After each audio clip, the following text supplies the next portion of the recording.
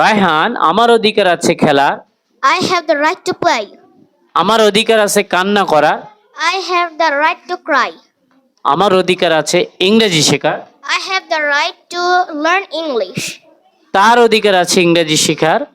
He has the right to learn English. তার অধিকার আছে কান্না করার।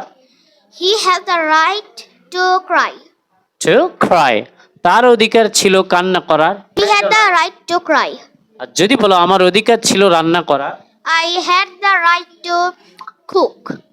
আমার অধিকার ছিল খেলা। I had the right to play.